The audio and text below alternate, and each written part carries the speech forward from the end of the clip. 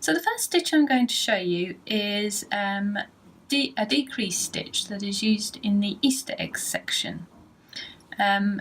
We mostly need to work a 3 treble decrease. As you can see, I've worked the first row here and we've got little shells of groups of 3 trebles. So on the next row we're going to do a 3 treble decrease to mirror this shell shape at the bottom, this triangle shape at the bottom. And then for each end we'll need to make a slightly smaller triangle shape. So we'll use a 2 treble decrease at the end, and I'll show you how to do that with the starting chain at the beginning. So where a treble decrease falls at the beginning of a row, you chain 2 instead of the normal 3 to start the row, and then make a normal treble into the next stitch. So that just counts as 1 stitch. When you come back to work into this row, you can't work into the top of the treble and you can ignore the 2 chains. That's how it's a decrease. These 2 stitches are worked into 1 stitch. Each of the decreases on this row are separated by 2 chains. So I'll make 2 chains and then I'll show you how to make the decrease.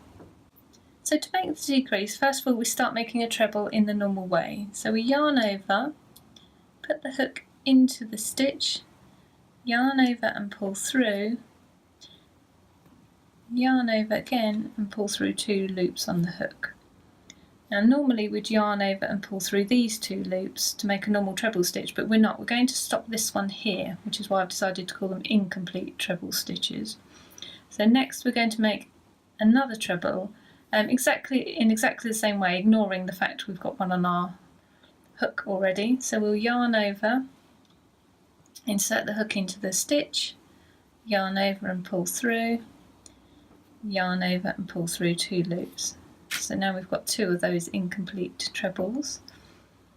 So we'll just make a third, so yarn over, insert the hook into the stitch, yarn over and pull through, yarn over and pull through 2 loops. So there we've got our 1, 2, 3 incomplete trebles and the original with their loops on the hook and our original working loop. So then to make the decrease, turn these 3 into 1 stitch, we just yarn over and pull through all the loops on the hook. So that's what makes our triangle shape. So we've got a triangle with the point at the bottom and a triangle with the point at the top. So let me show you again. So I'll chain 2 again.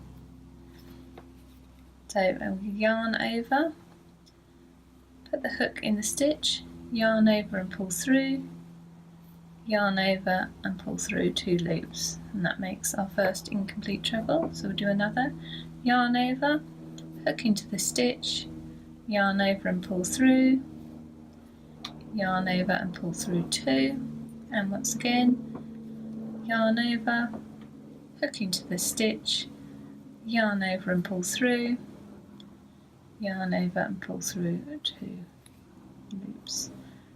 So we've got 3 incomplete trebles, and then to complete the stitch we yarn over and pull through 4 loops. So it's quite easy to see if you're making these in the right place because the triangles will line up. One of your incomplete trebles will go into one of each of the 3 trebles from the row below. So carry on the same way along the row. So to finish the row we've got our 2 stitches remaining, and I've worked 2 chains already, so I'll just show you how to make the last decrease, which is 2 trebles together, or TR2 together. And as you can imagine it's in much the same way. So we yarn over and put the hook into the stitch, yarn over and pull through, yarn over and through 2 loops on the hook. That's our first incomplete treble, and we need to make 1 more. So we yarn over, and I'm working into the starting stitch of the row below here. So I'll yarn over, pull through,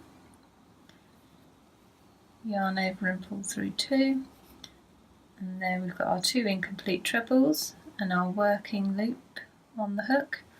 So just yarn over and pull through 3 loops this time to make that sort of half triangle at the end, to match the one at the beginning. The one at the beginning looks a bit leaning to start with, but as you work the next row into it, it will straighten out nicely. That's it. Good luck.